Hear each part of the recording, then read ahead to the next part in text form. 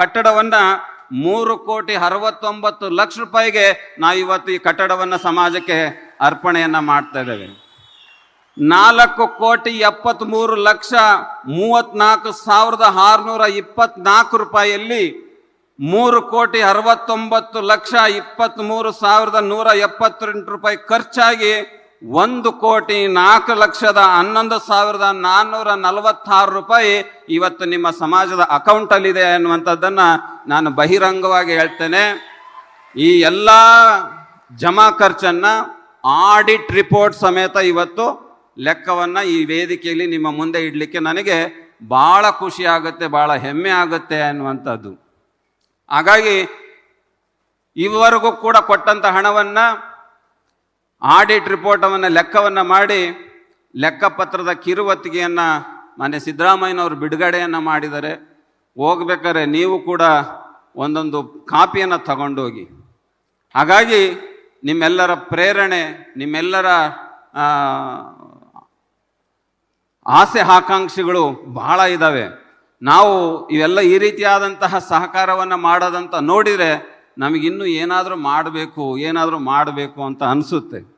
ಹಾಗಾಗಿ ಒಂದೊಂದ್ಸತಿ ಕೆಲವು ಜನ ಮಾತಾಡುವಂಥದ್ದನ್ನು, ಕೆಲವು ಜನ ಹೀಯಾಳಿಸುವಂಥದ್ದನ್ನು ನೋಡಿದರೆ ಬಹಳ ಬೇಸರ ಆಗುತ್ತೆ.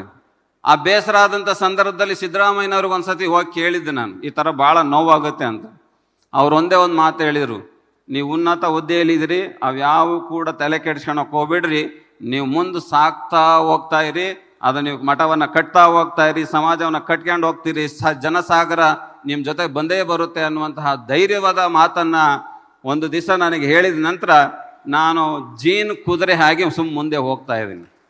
ಯಾವ ಟೀಕೆ ಟಿಪ್ಪಣಿಗೆ ನಾನು ಬೆಲೆ ಕೊಡದಲೆ ನನ್ನ ಧ್ಯೇಯ ಈ ಜಾತಿಯಲ್ಲಿ ಹುಟ್ಟಿದ್ದೀನಿ, ಈ ಸಮಾಜದ ಹಾಲನ್ನು ತಿಂದಿದ್ದೀನಿ, ಈ ಸಮಾಜಕ್ಕೆ ಏನಾದರೂ ಮಾಡಬೇಕು ಅನ್ನುವಂತಹ ಧ್ಯೇಯವನ್ನು ಇಟ್ಕೊಂಡು ನಾನು ಕೆಲಸವನ್ನು ಮಾಡ್ತಾ ಇದ್ದೀನಿ ಅನ್ನುವಂತಹ ಮಾತನ್ನು ಈ ಸಂದರ್ಭದಲ್ಲಿ ಹೇಳ್ತೇನೆ. ಅದ್ರ ಜೊತೆಗೆ ನಮ್ಮ ಬನ್ನರ್ಘಟ್ಟ ಬಾಬು ಇರಬಹುದು, KT ಮಂಜು ಇರಬಹುದು, ಆರಂಭದಲ್ಲಿ ನನ್ನ ಮೈಲಾರ ಮಠಕ್ಕೂ ಕೂಡ ಆ ಕಬ್ಬಿಣವನ್ನು ಕೊಟ್ಟ, ಈ ಮಠಕ್ಕೂ ಕೂಡ ಕಬ್ಬಿಣವನ್ನು ಕೊಟ್ಟ. ಬನ್ನರ್ಘಟ್ಟ ಬಾಬು ಕೂಡ ಜಲ್ಲಿ ಸ್ಯಾಂಡ್ ಮಠ ಕಟ್ಟೋವರೆಗೂ ಕೂಡ ನನಗೆ ಸಂಪೂರ್ಣವಾಗಿ ಕೊಟ್ಟರು.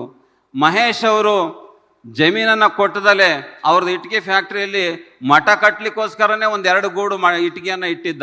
ಆ ಸಂಪೂರ್ಣ ಮಠವನ್ನು ಕಟ್ಟಲಿಕ್ಕೆ ಇಟ್ಟಿಗೆಯನ್ನು ಕೂಡ ಆ ಮಹೇಶ್ ಅವರು ಕೊಟ್ಟಿರ್ತಕ್ಕಂಥದ್ದು ನಾನು ಸ್ಮರಣೆಯನ್ನು ಮಾಡ್ತೇನೆ. ನಾನು ಯಾರನ್ನ ಸ್ಮರಣೆ ಮಾಡಬೇಕು, ಯಾರನ್ನ ಬಿಡಬೇಕು ಅನ್ನೋದು ಗೊತ್ತಾಗ್ತಿಲ್ಲ. ಹಾಗಾಗಿ ನಾನು ಒಂದು ಧನ್ಯತಾ ಭಾವ, ಒಂದೊಂದ್ಸತಿ ಭಾವುಕ ಆಗ್ಬಿಡ್ತೇನೆ. ನಾನು ಯಾವಾಗ ಈ ಸಮಾಜದ ಋಣವನ್ನು ತೀರಿಸ್ಬೇಕಪ್ಪ, ಆ ನಿಟ್ಟಿನಲ್ಲಿ ನನಗೆ ಕೆಲಸವನ್ನು ಮಾಡಲಿಕ್ಕೆ ಅವಕಾಶವನ್ನು ಮಾಡಿಕೊಟ್ಟಿದ್ದೀರಿ, ಕೆಲಸವನ್ನು ಮಾಡ್ತಿದ್ದೀನಿ. ಭಾಳ ಜನ ಹೇಳ್ತಿದ್ರು, ರೇವಣ್ಣವರು ಬುದ್ಧಿ ಬೆಳ್ಳೋಡಿ ಆಯಿತು, ಮೈಲಾರ ಆಯಿತು, ಬೆಂಗಳೂರು ಆಯಿತು, ಮುಂದೆಲ್ಲಿ ಅಂತ. ಮೈಲಾರದಲ್ಲಿ ನಾವು ಬೆಳ್ಳೋಡಿ ಒಳಗಡೆ ನಾವು ಕುರಿಯನ್ನ ತರಿಸಿದ್ವಿ. ಕುರಿಯನ್ನ ಒಂದು ಹೊಲದಲ್ಲಿ ತರಿಸಿದ್ರೆ ಎಷ್ಟು ಫಲ ಬರುತ್ತೆ ಅಂತ ನಿಮಗೆ ಗೊತ್ತಿದೆ. ಅಲ್ಲಿ ಫಲವತ್ತಾದಂತಹ ಕಟ್ಟಡವನ್ನು ಕಟ್ಟಿ ಅಲ್ಲಿ ಸಮಾಜದ ಅಭಿವೃದ್ಧಿ ಆಗ್ತಾ ಇದೆ. ಅದೇ ಕುರಿಯನ್ನ ಮೈಲಾರಕ್ಕೆ ಬಿಟ್ಟಿವಿ, ಅಲ್ಲಿ ಎಲ್ಲ ಆಯ್ತು. ಇವಾಗ ಬೆಂಗಳೂರಿಗೆ ತಗೊಂಬಂದು ಬಿಟ್ಟಿದ್ದೀವಿ, ಬೆಂಗಳೂರಲ್ಲೂ ಕೆಲಸವನ್ನು ಹಾಕ್ತಾ ಇದೆ. ಇದ ನಂತರ ಕುರಿಯನ್ನು ಎಲ್ಲಿ ಹೊಡ್ಕೊಂಡು ಹೋಗ್ಬೇಕು ಅಂತಂದರೆ, ಮೊನ್ನೆ ನಮ್ಮ ಮಠಕ್ಕೆ ಬಸವರಾಜ ಶಿವಣ್ಣವರು ಬಂದಿದ್ರು. ಬುದ್ಧಿ, ನನ್ನ ಒಂದಿಷ್ಟು ಕೆಲಸಗಳಿದ್ದಾವೆ, ಯೋಜನೆಗಳಿದ್ದಾವೆ, ನಾನು ಈ ರೀತಿ ಮಾಡಬೇಕಂತಿದ್ದೀನಿ ಅನ್ನುವಂಥ ಮಾತನ್ನು ಹೇಳಿದರು. ಅದೇ ಬಸವರಾಜ ಶಿವಣ್ಣವರು ಕಾಣಿಕೆಯನ್ನು ಕೊಡಲಿಕ್ಕೆ ಬಂದಂಥ ಸಂದರ್ಭದಲ್ಲಿ ಹೇಳಿದಂಥ ಮಾತನ್ನು ಅವರು ನಡೆಸಿಕೊಟ್ಬಿಟ್ರೆ, ನಾನು ಮುಂದಿನ ಕುರಿ ಇಕ್ಕಿ ಎಲ್ಲಿಡ್ತೀನಿ ಅಂತಂದರೆ, ಎಲ್ಲಿ ಹುಟ್ಟಿತ್ತೋ ಈ ಮಠ ಅದೇ ಕಾಗಿನೆಲೆ ಕ್ಷೇತ್ರದಲ್ಲಿ ಮತ್ತೆ ಮುಂದುವರಿಸಲು ಹೋಗ್ಲಿಕ್ಕೆ ನಾನು ಕೆಲಸವನ್ನು ಮಾಡಲಿಕ್ಕೆ ನನ್ನ ಕುರಿಗಳನ್ನು ಅಲ್ಲಿ ಹೊಡ್ಕೊಂಡು ಹೋಗ್ತೇನೆ ಅನ್ನುವಂಥದ್ದು ಕೂಡ ಈ ಸಂದರ್ಭದಲ್ಲಿ ಹೇಳ್ತೇನೆ ಅನ್ನುವಂಥದ್ದು. ಹಾಗಾಗಿ ಅದಕ್ಕೆ ನಾವು ಒಂದು ಮಾತನ್ನು ಹೇಳಿದ್ವಿ, ಮಠವನ್ನು ಕಟ್ಟಬೇಕಾದ್ರೆ ಸರ್ಕಾರದ ಅನುದಾನವನ್ನು ನಾವು ತಗೊಳೋದಿಲ್ಲ ಅಂತ. ಆದರೆ ನಮ್ಮ ಮಠಕ್ಕೆ ಸಮುದಾಯ ಭವನಕ್ಕೆ ನಾವು ಅನುದಾನವನ್ನು ತಗೊಂಡಿದ್ದೇವೆ, ಹಾಸ್ಟೆಲ್ಗಳನ್ನು ಕಟ್ಟಲಿಕ್ಕೆ ಅನುದಾನವನ್ನು ತಗೊಂಡಿದ್ದೇವೆ, ಮತ್ತೆ ಶಾಲೆಗಳನ್ನು ಕಟ್ಟಲಿಕ್ಕೆ ಅನುದಾನವನ್ನು ತಗೊಂಡಿದ್ದೇವೆ. ಆದರೆ ಮಠವನ್ನು ಯಾವತ್ತೂ ಕೂಡ ಸರ್ಕಾರದ ಅನುದಾನದಲ್ಲಿ ಕಟ್ಟಬಾರ್ದು. ಯಾಕಂತಂದರೆ ಅದು ಸರ್ಕಾರದ ಮಠ ಆಗಬಾರ್ದು, ಅದು ಭಕ್ತರ ಮಠ ಆಗಬೇಕು ಅಂತಂದೇಳಿ ನಮ್ಮ ಆಲೋಚನೆ ಅನ್ನುವಂಥದ್ದು. ಇವತ್ತು ಬೆಂಗಳೂರಲ್ಲಿ ದೊಡ್ಡ ದೊಡ್ಡ ಜನಗಳು, ವ್ಯಕ್ತಿಗಳಿದ್ದಾರೆ. ಒಬ್ಬರಿಗೆ ಯಾರಿಗಾದ್ರೂ ಹೇಳಿದ್ರೆ ಅದೆಲ್ಲ ಕಿಲಿಕೈಯನ್ನ ಕಟ್ಟಿ ಕೊಡುವಂತಹ ವ್ಯಕ್ತಿಗಳು ನಮ್ಮ ಬೆಂಗಳೂರಲ್ಲಿದ್ದಾರೆ.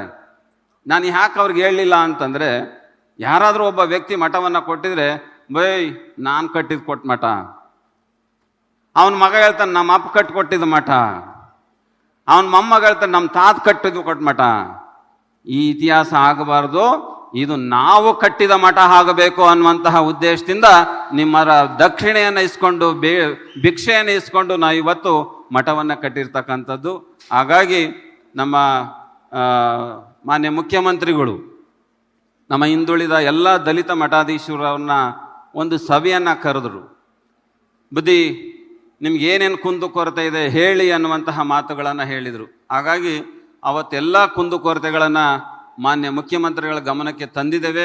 ಆ ಎಲ್ಲ ಕೆಲಸಗಳನ್ನು ನಮ್ಮ ಹಿಂದುಳಿದ ಎಲ್ಲ ಜಾತಿ ಮಠಗಳಿಗೆ ಅವಕಾಶವನ್ನು ಮಾಡಿಕೊಡಬೇಕು, ಸೂರಿಲ್ದಂಥವ್ರಿಗೆ ಸೂರಕ್ಕೆ ಅನುಕೂಲ ಮಾಡಿಕೊಡಬೇಕು ಅನ್ನುವಂತಹ ಮಾತನ್ನು ಈ ವೇದಿಕೆಯಲ್ಲಿ ಹೇಳ್ತಾ,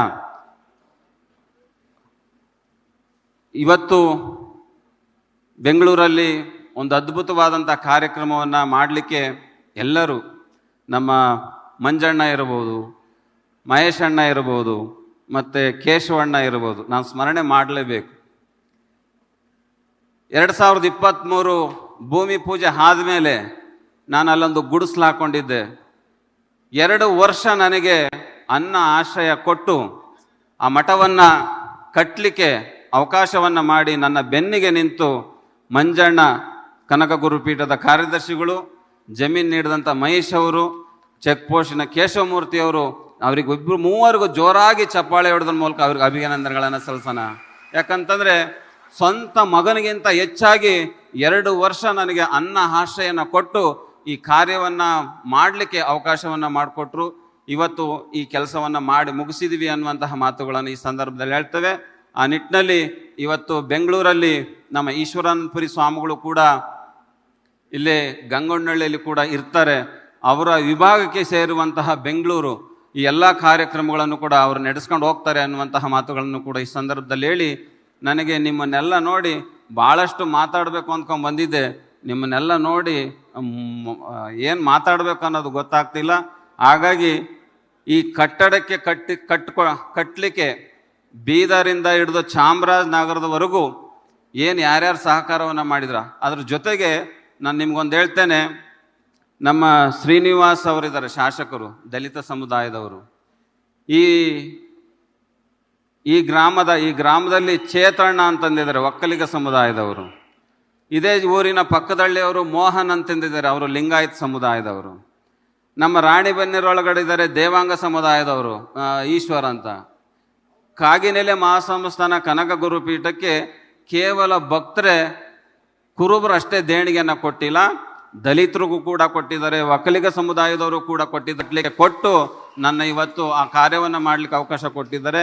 ಈ ವೇದಿಕೆಯಲ್ಲಿ ಆ ಎಲ್ಲ ಜಾತಿಯ ಸಮಾಜದ ಬಂಧುಗಳಿಗೆ ಜೋರಾಗಿ ಚಪ್ಪಾಳೆ ಹೊಡೆದ್ರ ಮೂಲಕ ಅವರಿಗೆ ಅಭಿನಂದನೆಗಳನ್ನು ಸಲ್ಲಿಸೋಣ ಅನ್ನುವಂತಹ ಮಾತುಗಳನ್ನು ಈ ಸಂದರ್ಭದಲ್ಲಿ ಹೇಳ್ತೇನೆ ಅನ್ನುವಂತಹ ಮಾತನ್ನು ಹೇಳಿ ನಿಮ್ಮೆಲ್ಲರಿಗೂ ಕೂಡ ಶುಭವನ್ನು ಕೋರಿ ನನ್ನ ಮಾತಿಗೆ ವಿರಾಮಿಸ್ತಾ ಇದ್ದೀನಿ.